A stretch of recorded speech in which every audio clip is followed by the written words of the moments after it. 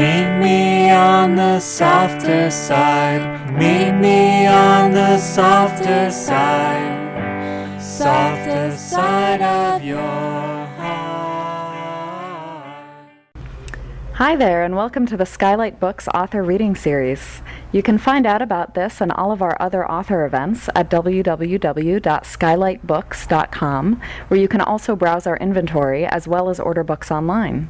You can also follow us on Twitter or even be our friend at facebook.com. If you'd like to talk to a real person, we can be reached at 323-660-1175. And don't forget, Skylight Books depends on listeners like you to help support us. So whether you're in our neighborhood or browsing online, buy a book or two to help ensure that we'll be around for a long, long time. Thanks and enjoy.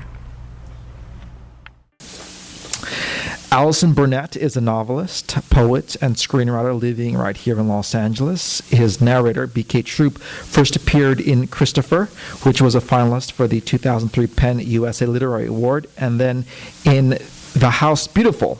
His third novel, Undiscovered Girl, was published by Vintage in 2009, but right now we're here to celebrate his current book, Death by Sunshine. Please welcome Allison Burnett.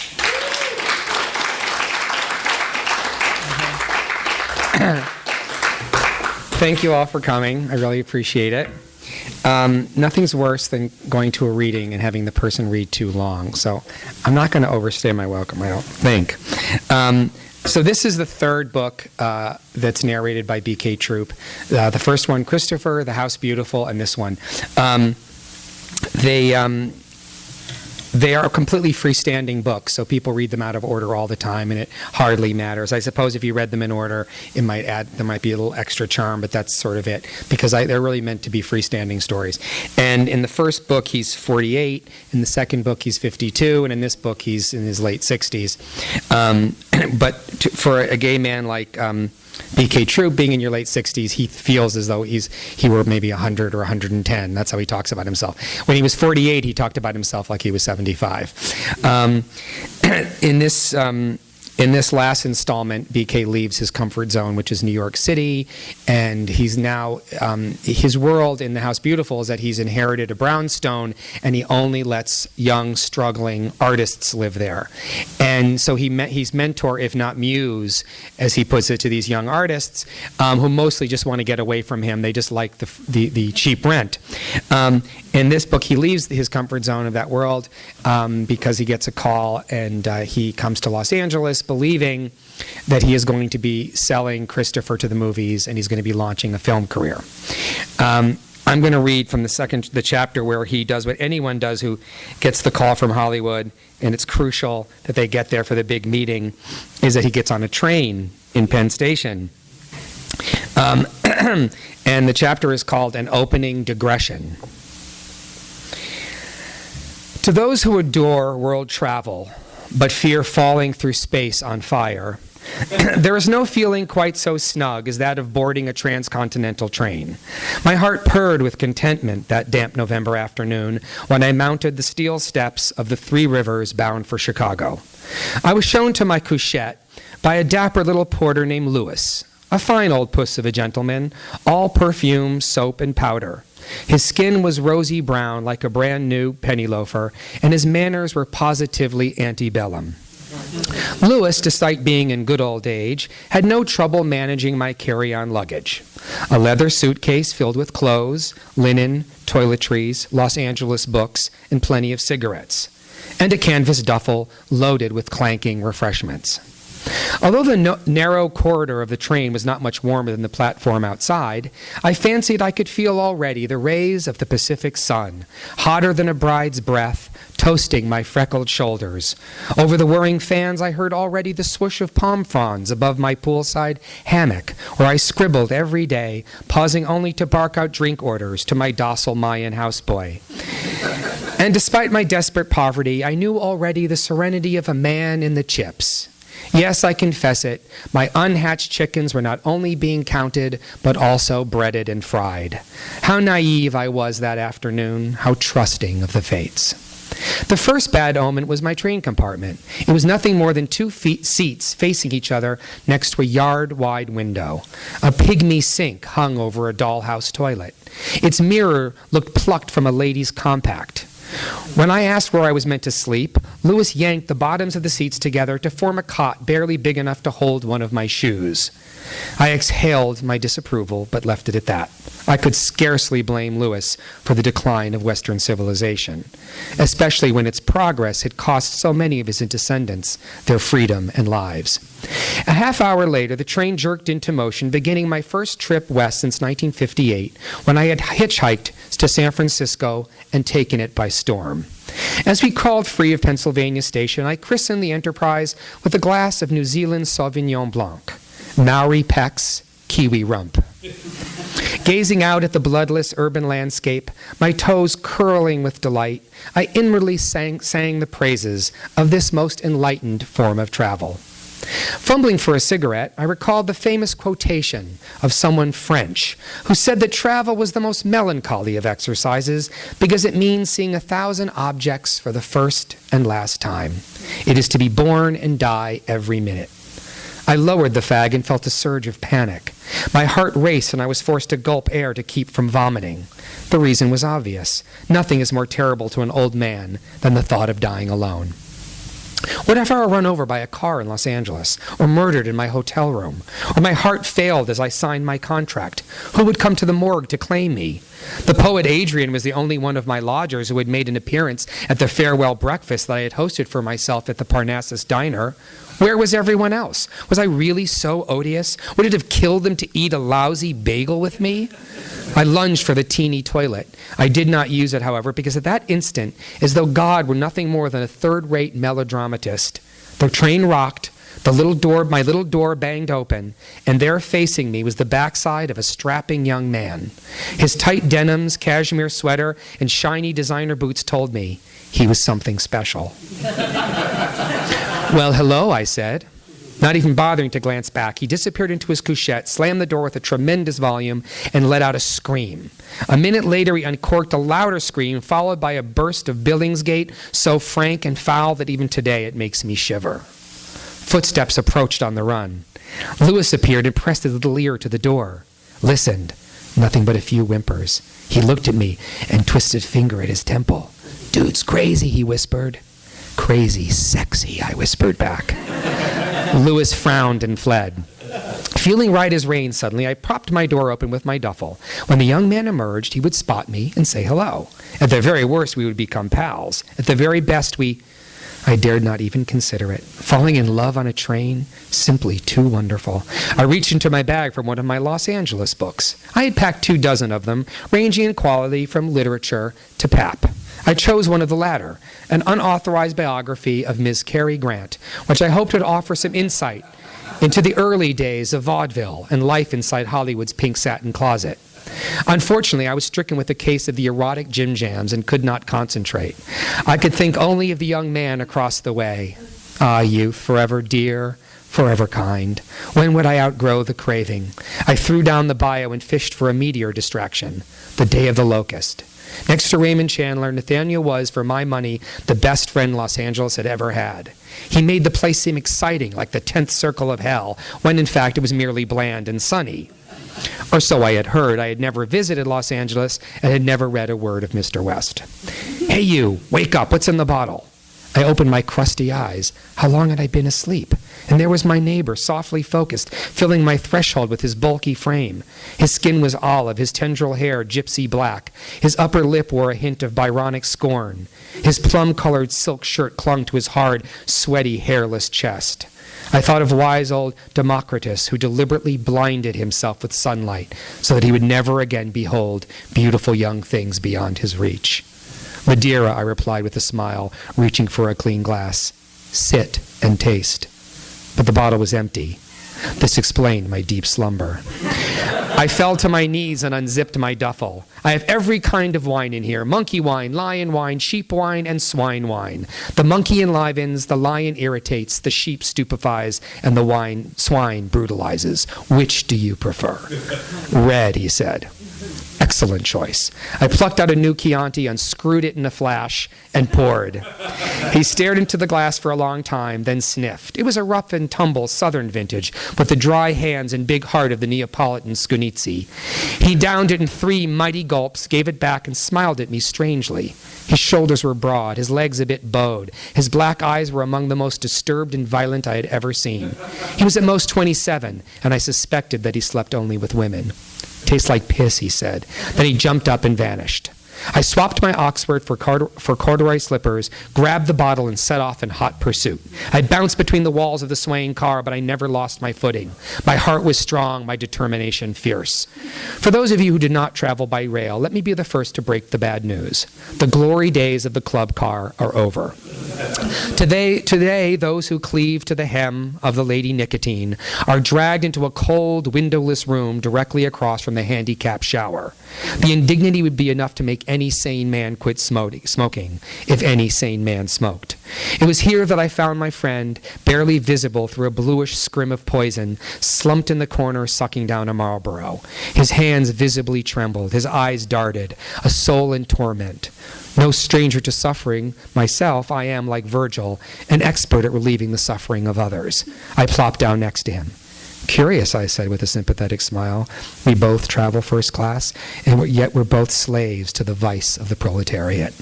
He glared at me with contempt. Oh, he was a vicious one, capable of cold-blooded murder. Like a striking snake, he snatched the bottle from my hand. I watched in mute astonishment as Adam's apple bobbed and bobbed until the entire vessel was drained. He swiped an arm across his mouth and asked if I had more. I sprinted back to my couchette and returned with 2 bottles of my cheeriest, chattiest rosé. A half hour passed as he guzzled, but nothing I said or did could engage his attention even for an instant. So finally I gave up and held my tongue. Every few minutes some homegrown passenger, dirty, ugly, and toothless, would enter the smoking car. After meeting the homicidal eyes of my blow-top companion, he'd take 3 fast puffs and run for his life. Yes, this brute was not to be trifled with. And so when both bottles were empty, I stood up, half-mashed and fully famished, and bid my farewell. I invite you to join me for supper, I said, but I get the distinct impression that you'd prefer to be left alone, that you have no desire to engage in even the most casual. And here at last the young man opened his mouth, and did not just speak, but spoke without interruption for the next 12 hours. His outpouring was full of terrors and wonders. How I wish I had taken notes. Unfortunately, I was so deep into my cups that it was all I could do to inhabit the present, let alone cast an eye to the day when I might write another novel.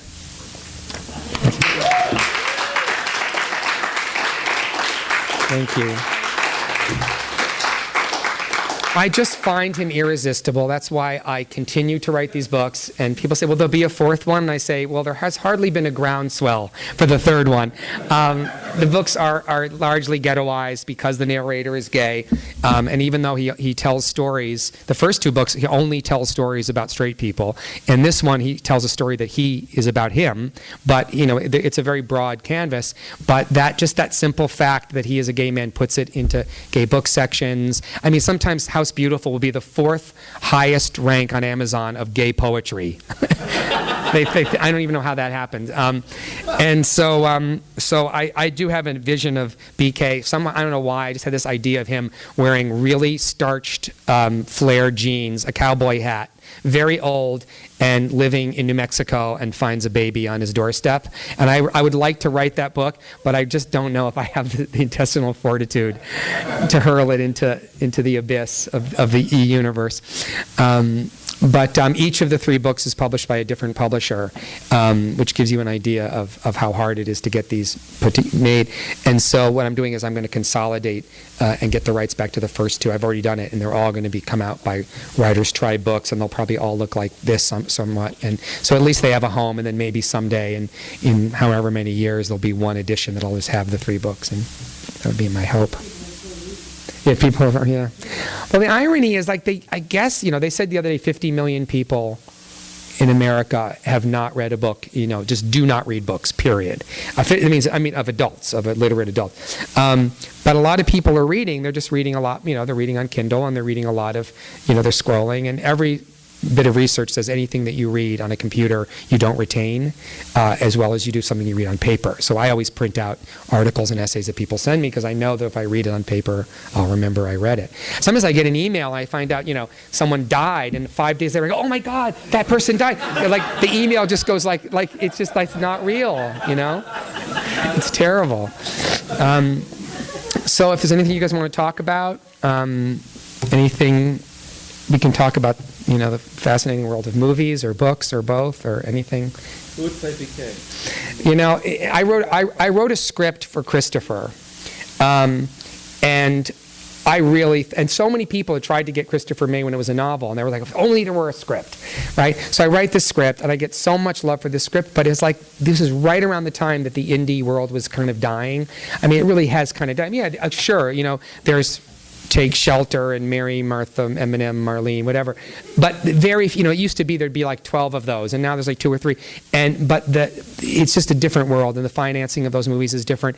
And again, it was like I thought after what was it called? Not Transylvania, Transamerica, and Capote, which is around the time that I wrote it. I thought it would be easy. I mean, John Lithgow said he'd play it. I had drinks with him. He said, sure, I'll do it. But for someone who could really get the movie made and bankroll it, it's unbelievable. It's unbelievably difficult. So I don't know if I'll ever. I think this one is probably the biggest canvas and the most commercial, because basically this is what happens is when BK gets there, he sort of gets drawn into a murder mystery. When John August, the screenwriter, read the second one, he said, I just had this weird thought that BK should become a detective. And I said, it's funny you should say that. I'm almost done with the third book, and he does become an amateur detective. And so that gives it a through line that is more commercial because you have mystery and the threat of murder and that kind of thing. So maybe someday. But the perfect actor for it is an Australian actor that I know. And I based the character on him physically. And he's not a lunatic, and he is not an alcoholic. And he's one of the funniest people alive. And he is 6'4", balding, with a big belly, red-haired, freckled. He's big beard, gray flecked like Walt Whitman. I mean, he's just the embodiment of this. And I had known him for years, and he had sort of disappeared. So I wrote the book. Like, I really just got so caught up in BK, I just didn't think about it. And after 12 years, he calls and says, I'm coming to LA. And I said, great. And I didn't even think about it. And he came walking up my driveway, and I went, oh my God. And he's wearing like a hat and a scarf, and he's walking up the driveway. Oh, what have I done? And I literally said, I've got to tell you something. I said, holy shit, I didn't even realize I had done it. I swear to God, I don't think you're insane. And he's an actor, and he was in Narnia, and he works quite a bit. And now he is like just desperate to this. He wants to write the screen. He's a very good writer, and he desperately wants to play the part. But if he did it, it would have to be the $300,000 version because he's not bankable. I have a question. Sure. We know who the physical inspiration from BK is. Yeah, how much of BK is you? How much of BK is perhaps someone that you were inspired by? We went to Northwestern together, and there was a professor there that was a really hilarious, grumpy, curmudgeonly bigot. And Matt is a hatter and very funny. I've only used, I think, 2 of Coakley's actual lines in any of the books. Somebody comes in very dramatically, and well, I don't even remember the context in House People, but in real life, this actress came in black boots, a beret, and this scarf, and she came walking in, and Coakley turned and said, oh, look, it's Ruth Landis, actress, ! So that was the only time I ever used one of his lines. And he would say things like, how wonderful for you as a person. That was like one of his big lines. But I had quite a few important teachers in my life that were BK-like. I had a professor that taught romantic poetry. And I heard that he was this little guy and very effete and very brilliant. And I heard that at night he was in black leather and stuff. He was a wild creature. And this archetype of the older gay man who mentors the young straight writer is really kind of an age-old, it's an archetype of New York life. I used to count, Gore Vidal once said someone should write a tragic novel about a young artist who moves to New York and can't get ahead because he's straight. Because there's so many opportunities if you're not. And I remember sitting, I remember I used to count like Peter Schaffer, Ian McKellen. I would meet these people often through Billy, the guy that this was physically based on.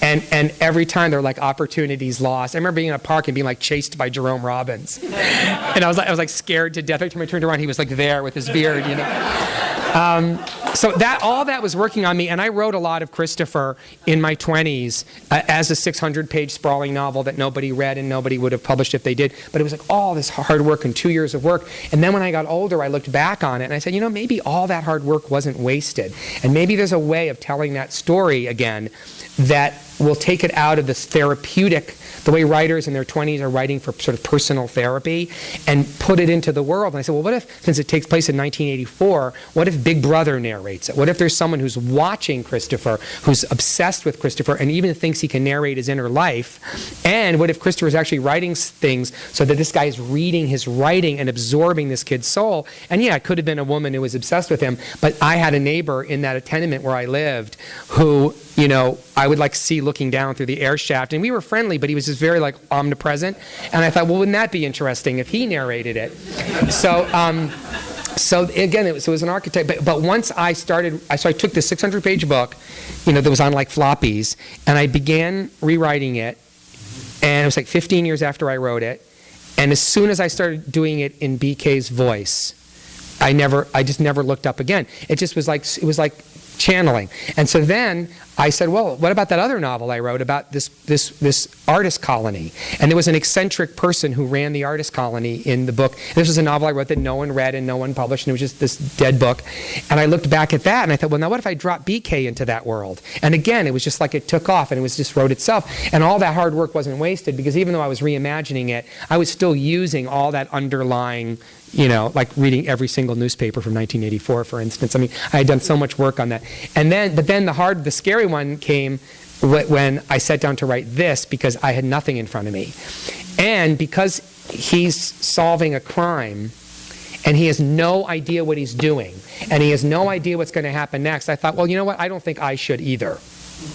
So he says to himself, wow, my whole life I've been a writer. I mean, in my later years I've been a writer, but all I've done is tell the stories of other people. And if truth be told, I plagiarized a lot of what they were doing in their lives to write that book. And this is what BK is saying. And now here I am, and every day I wake up and I don't know what I'm doing. Oh my God, I'm an artist. This is negative capability that Keats talked about. I'm living in darkness. I don't know answers. I'm groping without any rock solid thing. And so the irony, of course, is that he is saying this self-consciously, holy shit, I'm an artist. And I'm doing that every day in my life because I have no idea who did it or if anything was ever done. I don't know where it's going. And so it was kind of exciting, and I could only do that. It's like tightrope walking. Like I could only do it because I'd been through it so many times in all the years I've been working. And I said, I just had confidence that somehow I was going to end up on the other side. If I looked down or looked back, I would have just splattered. And so I just kept doing it. And then one day, I woke up and I just knew what the book was and what it was. And it was 10 pages before BK figured it out. So it all worked out. Two quick questions. The accent of BK. When, there's some times when I've been reading him and I thought, okay, he's like Truman Capote, and then sometimes I picture him with a British accent, and then sometimes I picture him with this like Boston drama accent and highbrow, whatever. I picture him as going from very high to very low, but I think he sort of talks like, almost, well, I would say like mid-Atlantic, like half English. And he's from Fargo, North Dakota. And whenever people say, well, couldn't this actor like Stephen Fry could do it? I've always thought it had to be an American because it's putting on the airs that's half the fun. And if a Brit does it, it's like Brits are born putting on airs. You know what I mean? It's not fun. I think Bill Murray or those kind of people could probably bring that quality to it. But I think sometimes when he's pissed or he's being more himself or he breaks into like noir patter because he goes from like the highest literary stuff to the most base kind of, he calls people blowtops, and the slang of his youth is very close to his finger, especially when he thinks he's Philip Marlowe and he starts to sling the 40s lingo. I think he goes high, but I think mostly it's Kelsey Grammer, that kind of thing. It's somebody who blows his top really easily. It's a firecracker. It's somebody with a short fuse. No other fascinating questions? What are you working on now? That's my publisher. I'm not. I have another novel in the queue. Another novel that kind of got ground to a halt because of the way the business is going. The exact quote I had from my very good agent at the time was, he said, "You've written a brave and beautiful book. I couldn't sell Lolita right now. I don't have the stomach to try to sell this. It's a hero that's a little difficult to root for." And that's slang now, and that's the new thing that they say in the publishing world, which is another way of saying it's not commercial. It's not a movie because it's this character. Like, how do you root for Humbert Humbert? It's that kind of thing. And my guy isn't nearly that bleak. I actually find him lovable and hilarious, but it's easy. The book is called The Escape of Malcolm Poe, and it's about a guy who's been plotting for 10 years that the day after he delivers his youngest daughter to college, that he's going to leave his wife and start his life over again. And he's been plotting this. It's all in his head. And now it's the first of the year. He buys himself a journal and starts to keep a diary. But he also believes that he was on his way to having this great future as a writer that he gave up when he married this very, very wealthy woman. And to please her very, very wealthy dad, he took a job in publishing that he hates. So in his fantasy life, he would have been a great novelist. And this is not just a diary. This is his artist's journal. So it's full of quotes. It's full of what he's reading and thinking and dreaming. And it's a portrait of absolute delusion and insanity. And I find it really funny, but they're like, well, women will freak out because, he's leaving his wife. And I'm like, like who knows more about being trapped in loveless relationships than women? I mean, they could totally relate. And the fact is, because everything I do is ironic, since I don't believe in God, everything is subjective in point of view, and you come to realize that his wife is so much greater a human being than we or he ever imagined, because you have to see it through the prism of his warped, and of course there's reasons why he's leaving and reasons why he's the way he is that you discover in time. So anyway, it's a book that I hope to come out with next year. Thank you. But maybe I think with Writers Tribal come out with it. I think it would make a great Tom Hanks movie. It would be like About Schmidt, but not boring at all.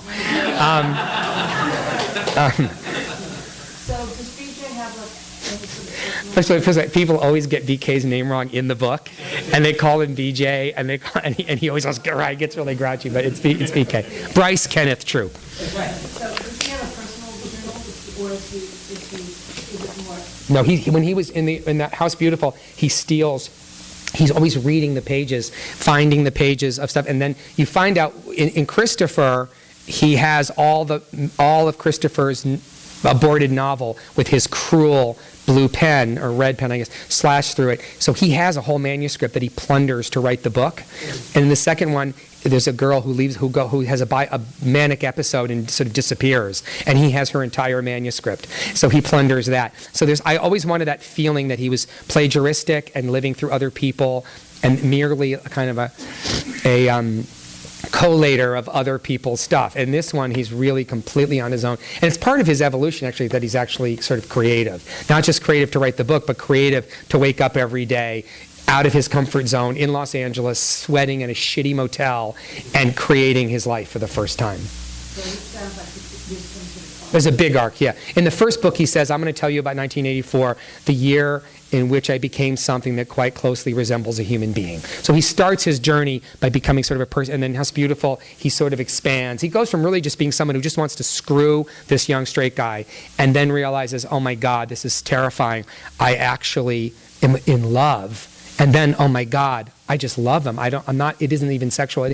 And then the next boy becomes a son figure that he would never defile. And in this book, it's a grandson figure. So he's actually joining the process of time and giving up on all that holding on to youth stuff. Yes, he's growing up. Well, thank you all for coming. I really appreciate it.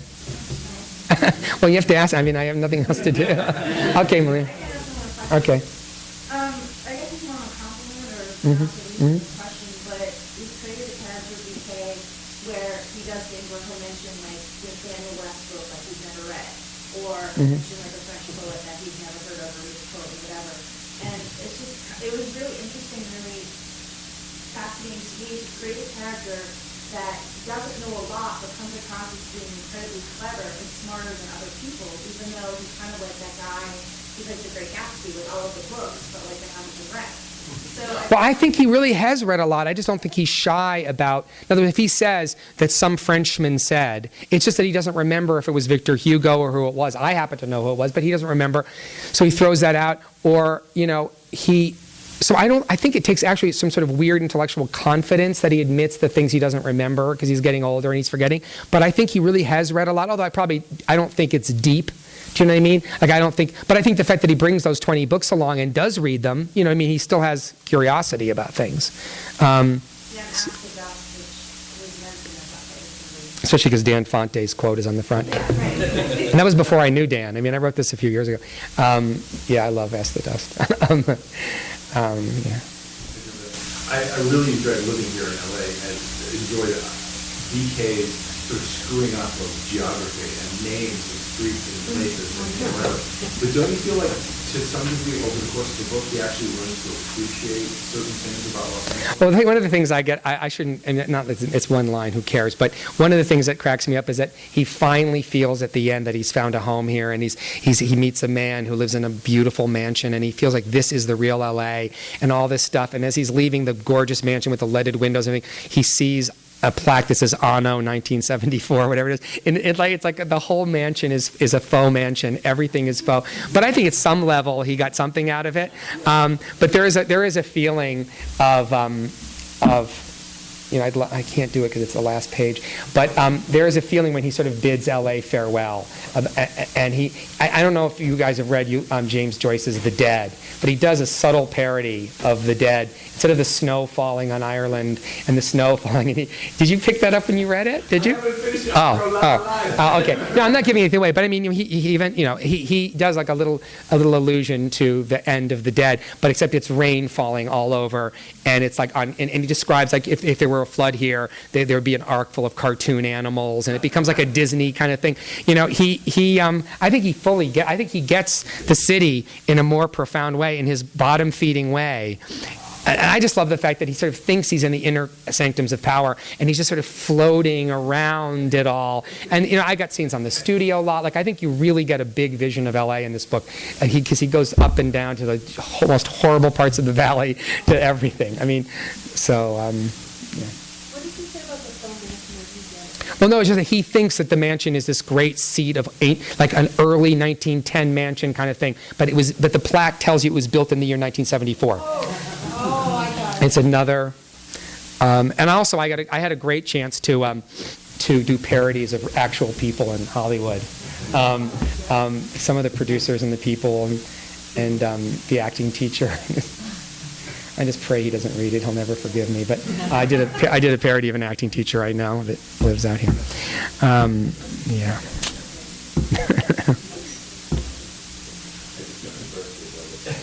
You're a birthday boy? Not a great party. Anyway, thank you guys. Thanks so much for coming. I'll be happy to sign anything you want me to sign.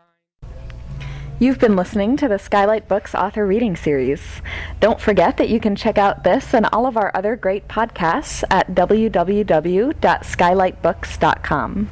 Today's music was provided by Fragile Gang. You can check them out at MySpace, Facebook, and the iTunes Music Store.